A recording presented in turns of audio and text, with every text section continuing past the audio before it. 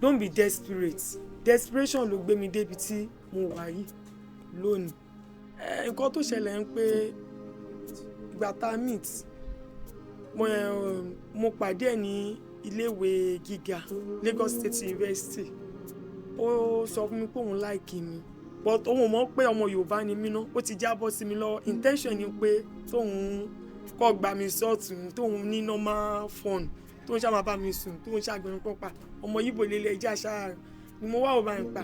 ọmọ Yíbò òkè pé kí inú kan bọ́ sí ìgbà tó wá rí pé mo kí n ṣe ọmọ Yíbò mo wá dà ń pé òkè òun dẹ̀ nífẹ̀ẹ́ mi òun láìkì mi pa tí mo ṣe rí pé kí inú kan mo wá dà ń kó sí problem. Ibẹ̀ ni ibi táwa ti wá ń wọlé jáde mo wá notice pé ó ní kíní mo dẹ̀ wò ó pé tó má ti torí pé òun ní àìsàn kan lára mo wá filẹ̀ ni lèmi ṣe gbà ń pé okay ó dẹ̀ ti sọ pa pé kò sí nǹkan kan pé òun máa fẹ́ mi ní pé kíní kan nínú ọ̀dẹ̀ ti ṣèlérí fún pa pé kò sí nǹkan tó máa yà bọ́ ó kọ́ yà mí lẹ́nu pé suddenly ló ṣe wá dín pé èèyàn tó mú lérí iṣẹ́ ń pé èèyàn tó dúró tì nígbà tí ó ń ṣàìsàn yẹn because mo believe pé obìnrin mi ó máa jápa ni but mo máa ń pé tí kíní ọmọkùnrin yìí tí kò ṣe kíní dáadáa yìí ẹ jẹ́ ń dúró tì ẹ jẹ́ ń wo nǹkan tó fà but ìgbà tó a máa ṣe náà ó padà di ọmọ torí a lo àwọn supplements àtìgbà ìmú wọn bá pé ó yẹ tí ó máa gbé mi gẹ́gẹ́ but iṣẹ́ èèyàn máa ṣiṣẹ́ iṣẹ́ rẹ̀ ẹranko náà máa ṣiṣẹ́ rẹ̀ nǹkan tó ṣẹlẹ̀ yẹn pé pẹ̀lú gbogbo ìgbìyànjú mi pé tó má di pé wọn máa kúrò nílé ọkùnrin sí kan ó padà fi ojú mi rí nǹkan tí mo fẹ́ láyé mi. So nǹkan tẹ̀ ń sọ sí ni pé ìgbà tán Ọlọ́run kẹ́ pàdé àìsàn tó ń bá wọn fúnra rẹ̀ jẹ́ kí nǹkan ọmọkùnrin wọn ṣiṣẹ́ dáadáa. Bẹ́ẹ̀ni. Ṣé kò lè ṣiṣẹ́ rárá ni àbí kò ṣiṣẹ́ dáadáa? Ó ń ṣiṣẹ́ but tó wá di ní kó fẹ́ mì tóbìnrin ó máa calm down. Ṣiṣẹ́ rárá ni olú helmet gangan ni nǹkan tán nígbà yẹn. Ó pé àìníà ló wà fẹ́ tí wọ́n ló yẹ pé tó wá ti fẹ́ mì tóbìnrin ara wọn á tó wá drop. Tó wá rúbìnrin tá rẹ̀ bá move tó wá kọ̀ mọ̀ tó wá ní kó fẹ́ súnmọ́ obìnrin. Máa calm down. Bẹ́ẹ̀ni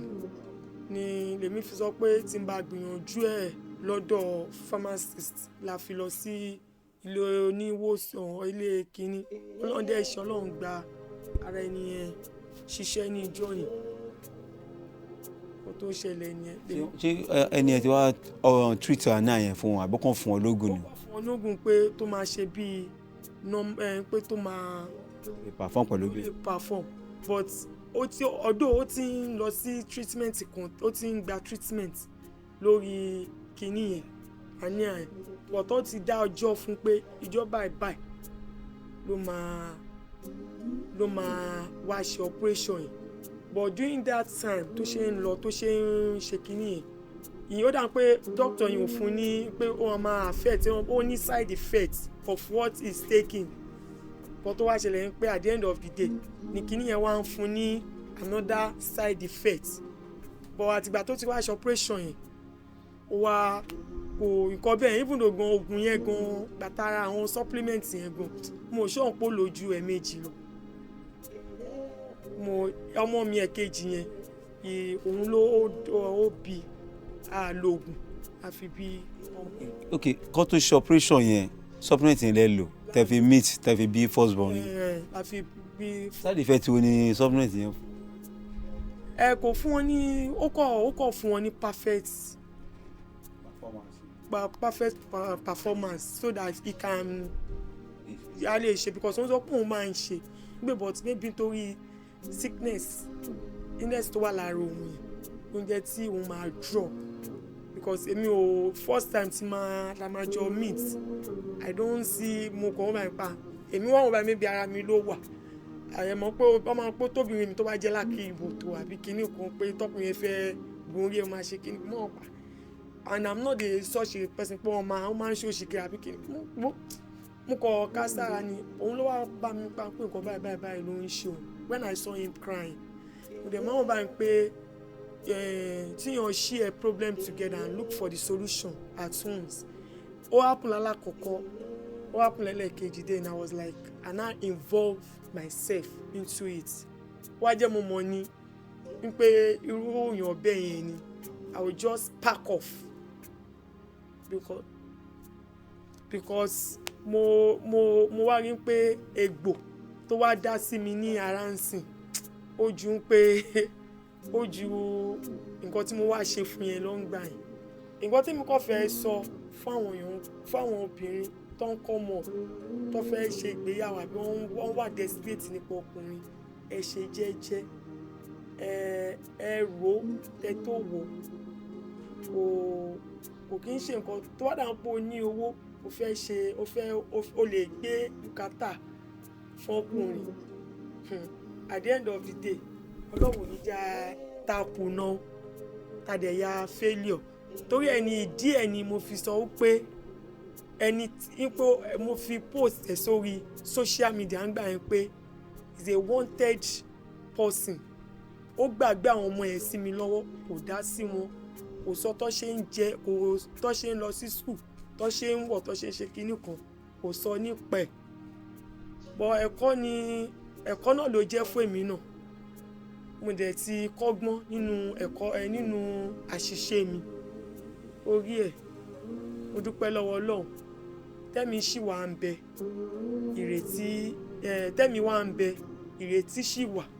mo mọ̀ pé á dáa ẹ bá wa share ẹ bá wa like ẹ bá wa comment ẹ ṣe mi. so lọ́rọ̀ kan ṣá ǹjẹ́ ẹ nídìí any assistance lọ́wọ́ àwọn èèyàn tó ń wò yín káàkiri tẹ́ fẹ́ kọ́ṣe fún yín bóyá lórí issue àbí nǹkan mi. assistant mo nídìí pé fashion designer ni mí and à ń ránṣọ Ọlọ́run dẹ̀ ń gbà fún wa níwọ̀nba but kò sí shop àti ìrìn but mo ṣáà ní ìjọ kan pé Ọlọ́run máa rán olùrànlọ́wọ́ wá láti gbé mi débi gíga tí mo fẹ́ dé because ó wù mí láti establish iṣẹ́ yẹn gan ní tó ṣe wù mí gan but agbára ò tí dé bọ́ mo mọ̀ pé Ọlọ́run á ṣe ìrọ̀rùn fún mi orúkọ ẹ bá mi share ẹ bá mi like ẹ bá mi comment orúkọ ilé iṣẹ́ mi ni Grace Down Fashion Design House. yàtọ̀ sí fashion design ṣe ó tún iṣẹ́ mi tẹ́ ń ṣe yàtọ̀ sí fashion design àti pé mo fẹ́ béèrè nǹkan kan tẹ́lẹ̀ náà kí ni field yín kí gangan lẹ study ní school. mo study banking and finance ní school ní Lagos State University. what do you. BSc in banking and finance. yàtọ̀ sí fashion design yẹn kí ni ẹ tún ṣe. mo máa ń ṣe catering mo máa ń báyàn dá iná mo máa ń ṣe home service mo máa ń lọ báyàn dáná nílé mo dẹ̀ máa ń bá wọn tó wá pè mí fún oríṣiríṣi oúnjẹ I cook for them oríṣiríṣi oúnjẹ tó bá fẹ́ mo máa ń dá mo máa ń ṣe home service gbà míì náà a máa tún ṣe eré orí ìtàgé. So you are an actress. Yes, but very soon ṣá. But ibi tó wù mí gangan tí mo dé gangan ní pé ti establish fashion designer mi ṣe fashion designer mi yẹn ló wù mí but mo mọ̀ pé Ọlọ́run á ṣe nírọ̀rùn Ọlọ́run dẹ̀ máa gbé olùrànlọ́wọ́ dìde fún mi. But for instance if I may ask bí orí èlò lẹ́rù bí wọ́n máa tó láti establish fashion design káyọ̀ tẹ̀ fẹ́ bẹ̀rẹ̀ báyìí. owó ńlá ni o but mo mọ̀ ọ́ tọ́lọ́run lè ṣe mo mọ̀ pé Ọlọ́run máa gbé yan at least tí wá ní bíi 3 million. jẹ́ ní any machine tẹ́ ń lò for now. mo ní manual bẹ́ẹ̀ni mo plan láti ra the automatic àwọn oníná yẹn industrial yẹn